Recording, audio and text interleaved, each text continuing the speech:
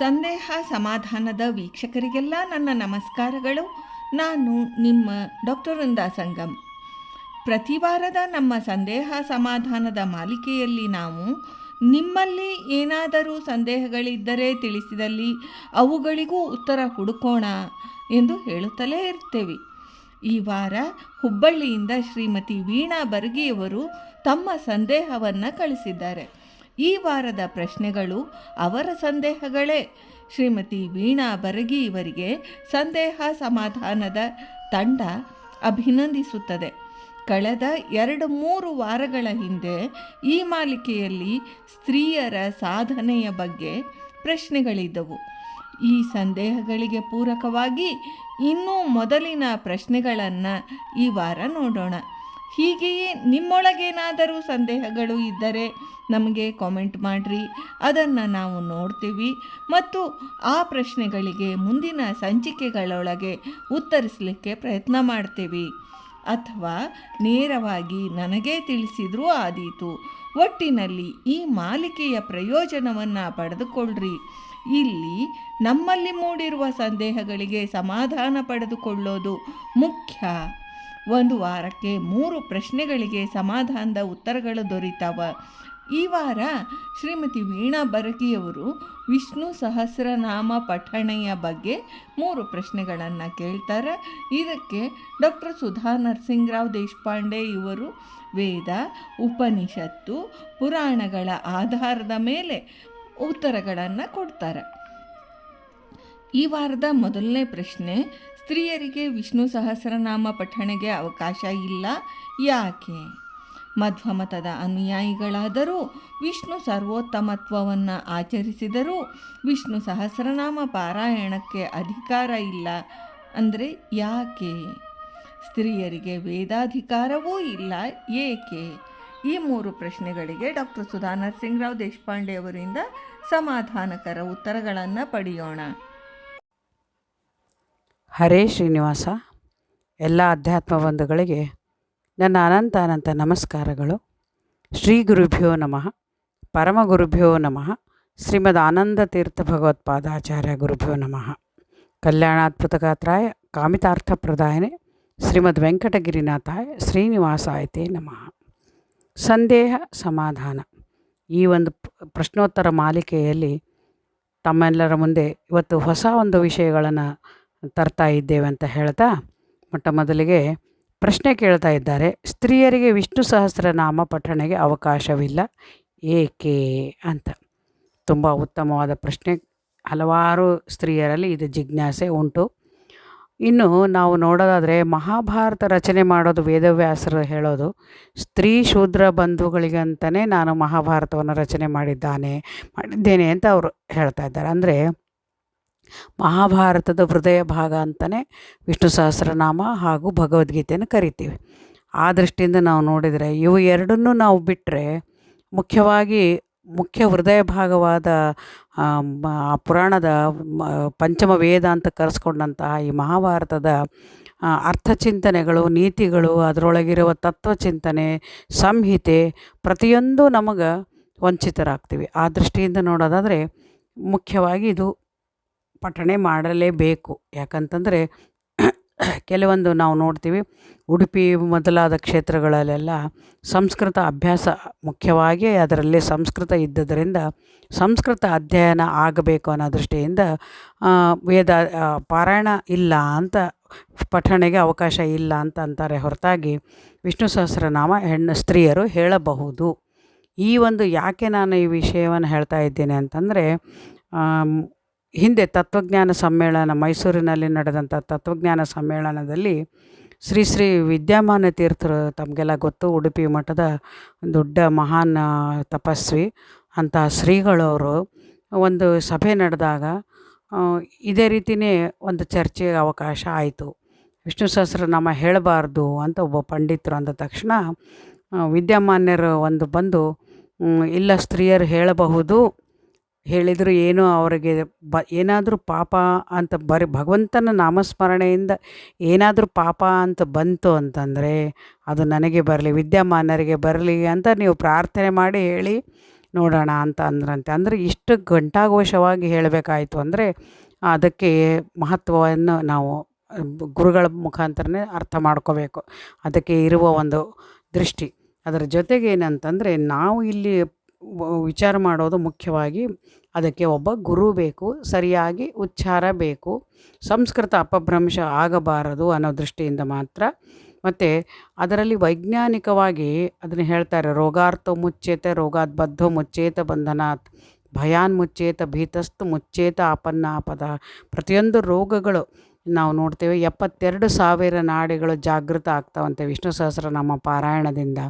ಅಂತಹ ಒಂದು ಮಹತ್ತರವಾದ ಒಂದು ಇದನ್ನು ನಮಗೆ ನಮ್ಮ ಪುರಾಣಗಳು, ನಮ್ಮ ಸನಾತನ ಧರ್ಮದ ಸಂಸ್ಕೃತಿ, ವೇದಗಳು ನಮಗೆ ಕೊಟ್ಟಾಗ ನಾವು ಅದರಿಂದ ವಂಚಿತರ ಆಗಬಾರದು. ಇವಾಗ ದೇಶ ವಿದೇಶಗಳಲ್ಲಿ ವಿಷ್ಣು ಸಹಸ್ರನಾಮದ ಒಂದು ಪಠಣೆ ಹಾಗೂ ಪಾರಾಯಣಗಳು ಜಾಗೃತಿ ಆಗ್ತಾ ಇದೆ. ಅದನ್ನು ಕೇಳಿದ್ರೇ ನಮ್ಮ ಇಡೀ ದೇಹದ 72,000 ನಾಡಿಗಳು ಒಂದು ಸಂಚಲನ ಉಂಟಾಗಲಿಕ್ಕೆ ಕಾರಣ ಆಗ್ತದೆ. ನಮ್ಮಲ್ಲಿರುವ ಜಡತ್ವ ಹೋಗ್ತದೆ ಅಂತ ಹೇಳಿದಾಗ ನಾವು ಪಾರಾಯಣ ಮಾಡಬಾರ್ದು ಅಂತ ಯಾವ ಶಾಸ್ತ್ರದಲ್ಲೂ ಬರೆದಿಲ್ಲ. ಸ್ತ್ರೀಯರು ಮಾಡಬಾರ್ದು ಅಂತ ಇಲ್ಲ. ಯದ್ಯಪಿ ಓಂಕಾರ ಹೇಳಬಾರ್ದು ಅಂತಾರೆ. ಆ ದೃಷ್ಟಿಯಿಂದ ಅದರಲ್ಲಿ ಓಂಕಾರದಕ್ಕಿಂತ ಹೆಚ್ಚಾಗಿ ಸಹಸ್ರನಾಮಗಳಿದೆ. ಕೆಲವರು ಏನು ಹೇಳ್ತಾರೆ ಅಂತಂದರೆ, ರಾಮನಾಮ ಶ್ರೀರಾಮ ರಾಮ ರಾಮೇತಿ ರಮೇ ರಾಮೇ ಮನೋರಮೆ ಸಹಸ್ರನಾಮ ತತ್ತುಲ್ಯಂ ರಾಮನಾಮ ವರಾನನೆ. ಅಂದರೆ ಈ ರಾಮ ರಾಮ ರಾಮ ಅನ್ನುವ ಪದಗಳೇನು ಬರ್ತದೆ ಅದನ್ನು ನಾವು ಗುಣಿಸಿದರೆ ಅದೇ 1000 ಬಾರಿ ಆಗ್ತದಲ್ಲ. ಅಂತಹ ಸರಳ ನಾಮ ಇರಲಿಕ್ಕಾಗಿ ಕಠಿಣವಾದ ವಿಷ್ಣು ಸಹಸ್ರ 1000 ನಾಮಗಳ ಉಚ್ಚಾರ ಯಾಕೆ ಅಂತ ಅವರು ಹೇಳ್ತಾರೆ. ಆದರೆ ಆಚಾರ್ಯ ಮಧ್ವರು ಒಂದು ನಾಮಕ್ಕೆ 100 ಅರ್ಥಗಳಿದೆ ಅಂತ ಹೇಳ್ಯಾರ. ನಮಗೆ ಒಂದು ನಾಮಕ್ಕೆ ಒಂದು ಅರ್ಥ ಚಿಂತನೆಯಾದರೂ ಇರಬೇಕು. ಅದು ಇಲ್ಲದೆ ನಾವು ಪಾರಾಯಣ ಮಾಡಬಾರ್ದು ಅನ್ನೋದು ಕೂಡ ಅದು ನಿಜವಾದದ್ದೇ. ಅದು ತಪ್ಪು ಅಂತ ನಾನು ಹೇಳ್ತಾ ಇಲ್ಲ. ಆದರೂ ಕೂಡ ಇದು ಗುರುಮುಖೇನ ಅರ್ಥೈಸಿಕೊಂಡು ಅನುಸಂಧಾನಪೂರ್ವಕವಾಗಿ ಯಾವುದೇ ನಾವು ಪಠಣೆ ಮಾಡಿದರೆ ಅದಕ್ಕೆ ಫಲ ಉಂಟು ಅಂತ ನನ್ನ ಅಭಿಪ್ರಾಯ ಹಾಗೂ ಹಿರಿಯರ ಅಭಿಪ್ರಾಯ. ಅದರ ಜೊತೆಗೆ ಉಡುಪಿ ಪ್ರಾಂತ ಕಡೆ ಎಲ್ಲ ಭಗವದ್ಗೀತೆ ವಿಷ್ಣು ಸಹಸ್ರನಾಮಗಳನ್ನು ಖಂಡಿತವಾಗಿ ಸ್ತ್ರೀಯರು ಕೂಡ ಹೇಳೋದನ್ನು ನಾವು ನೋಡ್ತೇವೆ. ಆ ದೃಷ್ಟಿಯಿಂದ ನಾವು ಕೂಡ ಗುರುಗಳಿಂದ ಅಭ್ಯಾಸವಾಗಿದ್ದರೆ ಹೇಳಬಹುದು. ಅದಕ್ಕೆ ಪಾರಾಯಣ ಇಲ್ಲ ಅಂತ ಇಲ್ಲ.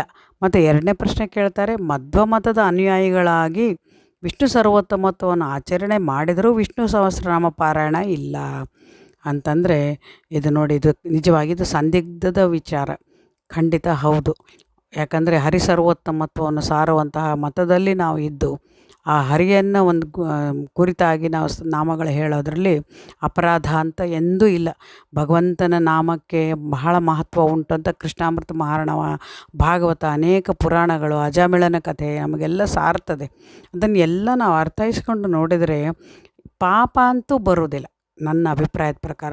ಇನ್ನು ಪುಣ್ಯ ಪಾಪದ ಒಂದು ವಿಚಾರಗಳು ನಮ್ಮ ಕರ್ಮದ ಅನುಗುಣವಾಗಿ ಅಲ್ಲಿ ಭಗವಂತನ ಒಂದು ಲೆಕ್ಕಾಚಾರದ ತಕ್ಕಡಿ ನಮಗೆ ಅದು ಗೊತ್ತಾಗೋದಿಲ್ಲ.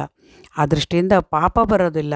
ಪುಣ್ಯ ಬರ್ತದೋ ಇಲ್ಲ ಗೊತ್ತಿಲ್ಲ, ಪಾಪ ಮಾತ್ರ ಖಂಡಿತ ಬರೋದಿಲ್ಲ. ಯಾಕಂದರೆ ನರಕದಲ್ಲಿದ್ದವ್ರನ್ನ ನಾರಾಯಣ ನಾಮ ಎಬ್ಬಿಸಿದಂದ ಮೇಲೆ ಸಹಸ್ರನಾಮಗಳು ಅದನ್ನೇ ಹೇಳ್ತಾರೆ ದಾಸರಾಯರು, ಹುರುಡಿಲಾದರೂ ಭಗವಂತನ ನಾಮಸ್ಮರಣೆ ಬಿಟ್ಟಿಗೋಸಗವಾದಡಾಗಲಿ ಕೆಟ್ಟ ರೋಗ ಪ್ರಯುಕ್ತವಾಗಲಿ ಅಣಕದಿಂದ ವಿಠ್ಠಲಾನಂದಮೆ ಮೈಮರೆದ ಅಟ್ಟಹಾಸದೆ ಕರಿಯೇ.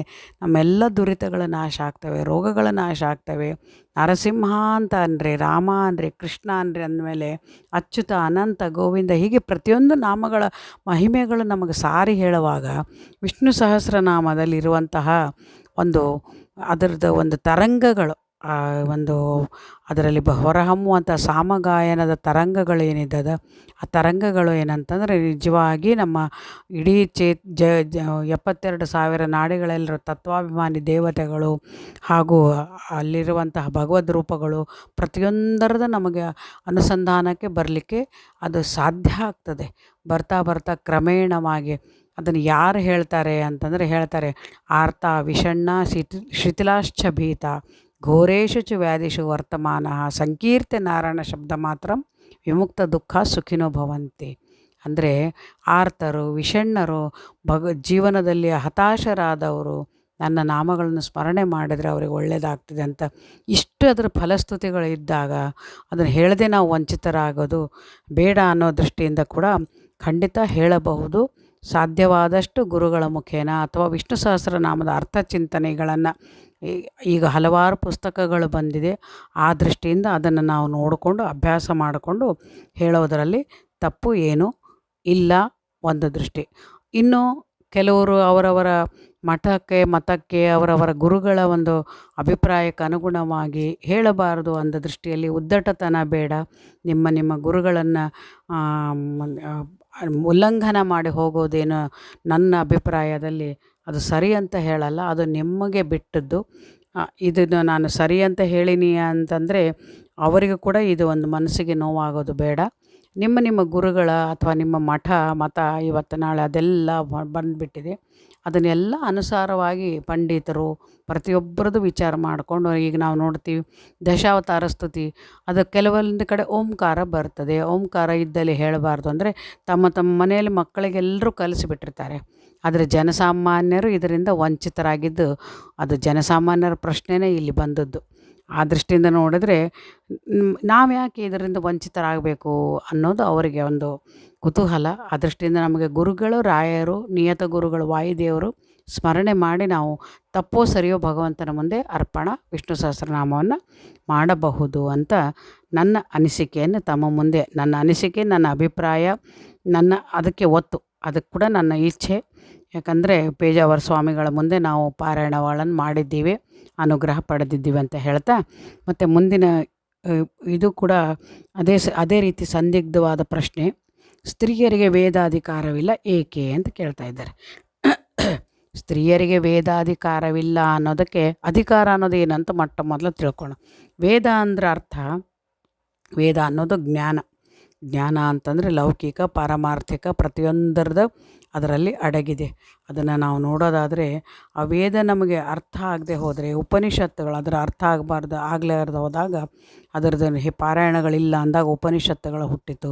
ಬ್ರಹ್ಮಸೂತ್ರಗಳು ಮತ್ತು ಪುರಾಣಗಳು, ಉಪಪುರಾಣಗಳು ಪ್ರತಿಯೊಂದು ಮುಂದೆ ಬರ್ತಾ ವ್ಯಾಸ ಸಾಹಿತ್ಯ ದಾಸ ಸಾಹಿತ್ಯವಾಗಿ ಬೆಳೆದು ನಿಂತಿದೆ ಇವಾಗ ಹೆಮ್ಮರವಾಗಿ.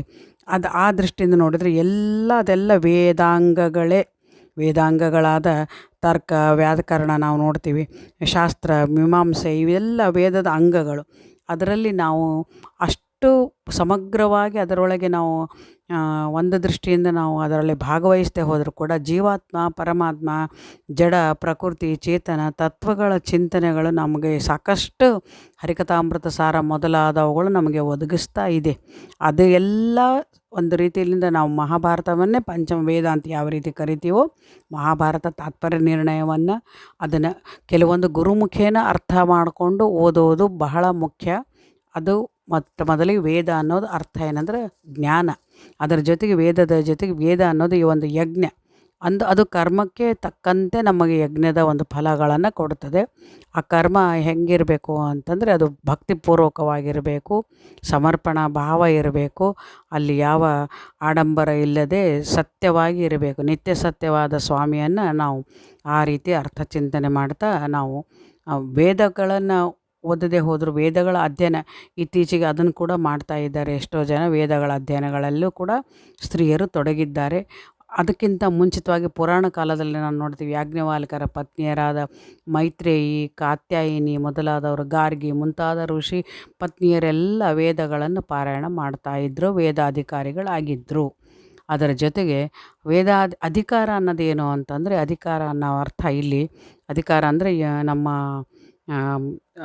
ಏನಂತಾರೆ ಸ್ಥಾನಮಾನ ಅಂತ ಪ್ರಶ್ನೆ ಅಲ್ಲ. ಇಲ್ಲಿ ಅಧಿಕಾರ ಅಂತಂದರೆ ಯೋಗ್ಯತೆ ಅಂತ ಅರ್ಥ. ಇಲ್ಲಿ ಅಂದರೆ ಯಾವ ಪಾತ್ರೆಯಲ್ಲಿ ಎಷ್ಟು ನೀರು ತುಂಬಬೇಕೋ ಅಷ್ಟೇ ನೀರು ಹಿಡಿತದೆ, ಯಾವ ಬಲೂನಿನಲ್ಲಿ ಎಷ್ಟು ಗಾಳಿ ತುಂಬಬೇಕೋ ಅಷ್ಟೇ ಗಾಳಿ ಹಿಡಿತದೆ. ಹೆಚ್ಚಾದರೆ ಅದೆಲ್ಲ ಒಡೆದು ಹೋಗ್ತದೆ ಅಥವಾ ಸೋರಿ ಹೋಗ್ತದೆ. ಆ ದೃಷ್ಟಿಯಿಂದ ನಮಗೆ ನಮ್ಮ ಬುದ್ಧಿಮಟ್ಟಕ್ಕೆ ಎಷ್ಟು ಆಗ್ತದೋ ಅದು ತುಂಬದೆ ಅಧಿಕಾರಿತನ ಅಂತ, ಅದು ಕೆಪ್ಯಾಸಿಟಿ ಅಂತ ನಾವೇನು ಇಂಗ್ಲೀಷಲ್ಲಿ ಹೇಳ್ತೀವಲ್ಲ, ಆ ದೃಷ್ಟಿಯಿಂದ ನಮ್ಮ ಯೋಗ್ಯತೆ ಅನ್ನೋದಕ್ಕೆ ಅಧಿಕಾರಿತನ ಅಂತ ಹೇಳ್ತಾರೆ. ಆ ಅಧಿಕಾರಿತನ ನಾವು ಹೆಚ್ಚು ಮಾಡಲಿಕ್ಕೆ ನಮ್ಮ ಒಂದು ದೇಹ ಏನಿದೆ ಅಷ್ಟು ಸ್ತ್ರೀಯರದು ಪುರುಷರಿಗಿಂತ ಕಠಿಣ ಒಂದು ದೇಹದ ಒಂದು ಬಲವನ್ನು ಅವರು ಪಡೆದರೆ, ಸ್ತ್ರೀಯರು ಸೂಕ್ಷ್ಮ ಸಂವೇದನಾತ್ಮಕವಾದ ಶರೀರ, ನಾಜೂಕು, ಅದರ ಜೊತೆಗೆ ಪ್ರಕೃತಿಯನ್ನು ನಮಗೆಲ್ಲ ಗೊತ್ತು. ರಜಸ್ವಲೆಯರಾಗುವುದು, ಮತ್ತು ಗರ್ಭಿಣಿಯರಾಗುವುದು, ಗರ್ಭದ ಮೇಲೆ ಪೆಟ್ಟಾಗುವುದು, ನಾಭಿಯ ಮೇಲೆ ಪೆಟ್ಟಾಗುವುದು. ಆ ದೃಷ್ಟಿಯಿಂದ ಓಂಕಾರಗಳು, ನಾದಗಳು ಹಿಡಿಬಾರ್ದು. ಮುಖ್ಯವಾಗಿ ವೇದದಲ್ಲಿರೋದು 4 ವೇದಗಳ ಸಾಮವೇದ, ಅಥರ್ವಣ ವೇದ ಹಾಗೂ ಋಗ್ವೇದ, ಯಜುರ್ವೇದ. ಈ ಋಕ್ಕುಗಳನ್ನು ಪಠಿಸುವಾಗ ಅವರು ನಾದಗಳನ್ನು ಹಿಡಿತಾರೆ. ಆ ನಾದ ಏನು ಅಂತಂದರೆ ಗರ್ಭದ ಮೇಲೆ, ನಾಭಿಯ ಮೇಲೆ ಪೆಟ್ಟಾಗಿ ಅದು ಏನಂತಂದರೆ ಮುಂದೆ ಮಕ್ಕಳಾಗಲಿಕ್ಕೆ ತೊಂದರೆ ಆಗ್ತದೆ, ಗರ್ಭಕೋಶಕ್ಕೆ ತೊಂದರೆ ಆಗ್ತದೆ ಅನ್ನೋ ದೃಷ್ಟಿಯಿಂದ ವೇದಗಳನ್ನು ಓದಬಾರದು ಅನ್ನೋದನ್ನು ಒಂದು ನಿಯಮವನ್ನು ಹಾಕಿಕೊಟ್ರು. ಆದರೆ ಮೊಟ್ಟ ಮೊದಲಿಗೆ ಋಷಿ ಪತ್ನಿಯರೆಲ್ಲ ವೇದಗಳನ್ನು ಪಾರಾಯಣ ಮಾಡಿದವರೇ. ಅದರಲ್ಲೂ ಕೂಡ ಅವರ ಅಧಿಕಾರಿತನ ಅವರಿಗೆ ಇತ್ತು. ಯಾಕೆ ಅಂತಂದರೆ, ಅಧಿಕಾರಿತನ ಅಂದರೆ ಸಾಮರ್ಥ್ಯ ಅಂತ. ಆ ಸಾಮರ್ಥ್ಯ ಅವರು ತಮ್ಮ ಒಂದು ತಪಶ್ಶಕ್ತಿಯಿಂದಾಗಲಿ ಅಥವಾ ಜೀವಿ ಯೋಗ್ಯತೆಯಿಂದಾಗಲಿ, ತಮ್ಮ ಪತಿಗಳೇ ಅವರಿಗೆ ಗುರುಗಳಾದ್ದರಿಂದ ಅವರು ಅದನ್ನು ಸಂಪಾದನೆ ಮಾಡಿದರು. ಇವಾಗ ನಾವು ನೋಡೋದಾದರೆ ನಮ್ಮ ಪುರುಷರಿಗೆ ಅದು ಯೋಗ್ಯತೆ ಇಲ್ಲ, ಸಾಮರ್ಥ್ಯ ಕಳ್ಕೊಂಡಿದ್ದಾರೆ. ಕಲಿಯುಗದಲ್ಲಂತೂ ಮನುಷ್ಯನ ದೇಹ ಅಲ್ಪ ಹಾಗೂ ಆರೋಗ್ಯ, ಆಯುಷ್ಯ ಎಲ್ಲ ಅಲ್ಪ ಇದ್ದಾಗ ವೇದದವರೆಗೂ ನಾವು ಹೋಗೋದು ಬೇಡ ಅನ್ನೋ ದೃಷ್ಟಿಯಿಂದ ಕೂಡ ಇರಲಿಕ್ಕಿಲ್ಲ ಅಂತ ನನ್ನ ಅನಿಸಿಕೆ. ಯದ್ಯಪಿ ಸ್ತ್ರೀಯರಿಗೆ ವೇದದಲ್ಲಿ ಅಧಿಕಾರ ಇಲ್ಲದೆ ಹೋದರೂ ವೇದಕ್ಕೆ ಸಮನಾದ ಭಾರತದ ಪ್ರತಿಯೊಂದು ಅರ್ಥಗಳ ಕನ್ನಡದಲ್ಲಿ ಹಾಗೂ ಸಂಸ್ಕೃತದಲ್ಲಿ ನಮಗೆ ಲಭ್ಯ ಉಂಟು. ತಾತ್ಪರ್ಯ ನಿರ್ಣಯಗಳು ಉಂಟು, ದಾಸರ ಚರಿತ್ರೆಗಳುಂಟು, ದಾಸರ ವಿಷಯಗಳುಂಟು. ಆ ದೃಷ್ಟಿಯಿಂದ ನಾವು ಅದನ್ನು ಆರಾಮವಾಗಿ ನಾವು ಪಾರಾಯಣಗಳನ್ನು ಮಾಡಬಹುದು. ಆದರೆ ವೇದದಲ್ಲಿರುವಂತಹ ಅದು ಪ್ರಭು ಸಂಹಿತವಾದರೆ ಇದು ಕಾಂತಾ ಸಂಹಿತವಾಗಿ ಇರೋದು. ಅದು ಏನಂತಂದರೆ ಮಹತ್ವ ಯಾಕೆಂದರೆ ಅದು ಅಪೌರುಷೇಯ. ವೇದ ಅನ್ನೋದು ಅಪೌರುಷೇಯ, ಅದು ಯಾರು ಮಾನವ ನಿರ್ಮಿತ ಅಲ್ಲ. ಆ ದೃಷ್ಟಿಯಿಂದ ಕೂಡ ಅದು ತನ್ನದೇ ಆದ ಒಂದು ಮಹತ್ವದ ಸ್ಥಾನವನ್ನು ಹೊಂದಿದೆ. ಅದರಲ್ಲಿ ಎಲ್ಲ ದೇವತೆಗಳನ್ನು ಕುರಿತು ಹಾಗೂ ಭಗವಂತನನ್ನು ಕುರಿತು ಪರಿಚಯಗಳನ್ನು ಹೇಳ್ತಾ ಹೋಗ್ತದೆ ವೇದ. ಹೆಚ್ಚಾಗಿ ವೇದ ಪುರುಷನಾದ ಸ್ವಾಮಿಯನ್ನು ಬಹಳ ರೀತಿಯಿಂದ ಸ್ತುತಿ ಮಾಡ್ತದೆ. ಸರ್ವಶಬ್ದ ವಾಚ್ಯ. ಮತ್ತು ಅವನನ್ನು ನಾವು ಅರ್ಥ ಮಾಡ್ಕೋಬೇಕಾದ್ರೆ ಸಮನ್ವಯ ರೀತಿಗಳನ್ನು ಕೇಳ್ತದೆ. ಒಂದಕ್ಕೊಂದು ಪೂರಕವಾಗಿದ್ದರೆ ವೇದದ ಮಂತ್ರಗಳನ್ನು, ಅದಕ್ಕೆ ಕೂಡ ನಾವು ಸಮನ್ವಯ ಅಧ್ಯಾಯ ಅಂತ ಆಚಾರ್ಯ ಮಧ್ವರು ಹೇಳಿದ್ದು. ಮತ್ತು ಯಾವ ರೀತಿ ಅದರಿಂದ ಏನು ಫಲ ಅನ್ನೋದು ಅಪರೋಕ್ಷ ಅಧ್ಯಾಯ ಅಂತ, ಈ ರೀತಿ ಅವರ ಸರ್ವಮೂಲಗಳಲ್ಲಿ ನಾವು ನೋಡೋದಾದರೆ ಇದರದ್ದು ಎಲ್ಲ ಅಂಶಗಳು ಆಚಾರ್ಯ ಮಧ್ವರ ಒಂದು ಸರ್ವಮೂಲಗಳಲ್ಲಿ ಅಡಗಿದೆ. ಅದನ್ನು ನಮಗೆ ಸರಳೀಕರಿಸಿ ಟೀಕಾಚಾರ್ಯರು ಮಾಡಿಕೊಟ್ರು. ಆ ಟೀಕಾರಾಯರ ನಂತರ ರಾಘವೇಂದ್ರ ಸ್ವಾಮಿಗಳು, ರಘೋತ್ತಮ ತೀರ್ಥರು, ಆಮೇಲೆ ವಾದಿರಾಜ ಪ್ರಭುಗಳು, ವ್ಯಾಸರಾಯರು ಚಂದ್ರಿಕಾ ರಚಿಸಿ, ಈ ರೀತಿ ಪ್ರತಿಯೊಂದು ನಮಗೆ ಸರಳೀಕರಿಸಿ ಕೊಟ್ಟರು ಕೂಡ ಅದರ ರಾಘವೇಂದ್ರ ಸ್ವಾಮಿಗಳಂತೂ ಸಂಗ್ರಹಕಾರ ಅಂತಲೇ ಪ್ರಸಿದ್ಧಿಯಾಗಿದ್ದಾರೆ. ಅಂತಹ ಪದಚ್ಛೇದಗಳು ನಮ್ಮ ಯೋಗ್ಯತೆಗೆ ನಿಲುಕುವುದಲ್ಲ, ಪಂಡಿತರಿಗೆ ಮಾತ್ರ ಮೀಸಲಾದ. ಅದಕ್ಕೆ ವಿದ್ವತ್ ಪರಿಜ್ಞೇಯ ಅಂತ ಕೂಡ ಅವ್ರನ್ನ ಕರೀತಾರೆ. ಆ ದೃಷ್ಟಿಯಿಂದ ನೋಡೋದಾದರೆ ನಮ್ಗೆ ವೇದಗಳಕ್ಕಿಂತ ಅಷ್ಟು ದೊಡ್ಡ ಮಟ್ಟಕ್ಕೆ ಹೋಗೋದೇನು ಬೇಕಿಲ್ಲ. ಅದರ ಅರ್ಥಗಳನ್ನು ನಮಗೆ ದಾಸ ಸಾಹಿತ್ಯ ಕೂಡ ನೀಡಿದೆ ಅನ್ನೋ ದೃಷ್ಟಿಯಿಂದ ನಾವೇನಂತಂದರೆ, ಈಗ ನಾವು ಹರಿಕಥಾಮೃತ ಸಾರದಲ್ಲಿ ಇರಲಾರ್ದ ವಿಷಯನೇ ಇಲ್ಲ. ಅದನ್ನೇ ಒಂದು ಓದಿದರೆ ಸಾಕು, ಅದು ವೇದಕ್ಕೆ ಸಮ ಅಂತ ನಾವು ಅರ್ಥ ಮಾಡಿಕೊಂಡ್ರೆ, ಅದನ್ನೇನಂತಂದರೆ ಕುಮಾರವ್ಯಾಸ ಬರೆದದ್ದು ಹೇಳ್ತಾರೆ ಮಹಾಭಾರತದ್ದು. ವೇದ ಪಾರಾಯಣದ ಫಲ ಗಂಗಾದಿ ತೀರ್ಥ ಸ್ನಾನ ಫಲ, ಜ್ಯೋತಿಷ್ಠೋಮಾದಿ ಯಾಗ ಫಲವನ್ನು ಕೊಡ್ತದೆ ಮಹಾಭಾರತ, ಕುಮಾರವ್ಯಾಸ ಭಾರತ ಅಂತ ಅಂದಮೇಲೆ ಅಂತಹಗಳ ವಿಷಯಗಳನ್ನೆಲ್ಲ ಓದಿ ಇನ್ನೂ ಹೆಚ್ಚು ಜ್ಞಾನ ಸಂಪಾದನೆ ಮಾಡೋಣ ಅಂತ ಹೇಳ್ತಾ, ನನ್ನ ಅಭಿಪ್ರಾಯದ ಪ್ರಕಾರ ವೇದಕ್ಕೆ ಅಧಿಕಾರ ಯಾಕೆ ಇಲ್ಲ ಅನ್ನೋದನ್ನು ಯಥಾಮತಿ ಯಥಾಯೋಗ್ಯತೆ ತಮ್ಮ ಮುಂದೆ ಇಟ್ಟಿದ್ದೇನೆ. ಈ ನನ್ನ 4 ನುಡಿ ನಮನಗಳನ್ನು ಆ ವೇದಾಭಿಮಾನಿ ಸ್ವಾಮಿಗೆ ಅರ್ಪಣೆ ಮಾಡ್ತಾ, ವೇದ ಮಾತೆಗೆ ನಮಸ್ಕರಿಸುತ್ತಾ, ಯದ್ಯಪಿ ಇದನ್ನು ಭಾರತೀಶ ಮುಖ್ಯ ಪ್ರಾಣಾಂತರ್ಗತ ಶ್ರೀಕೃಷ್ಣ ಅರ್ಪಣ ಮಸ್ತು.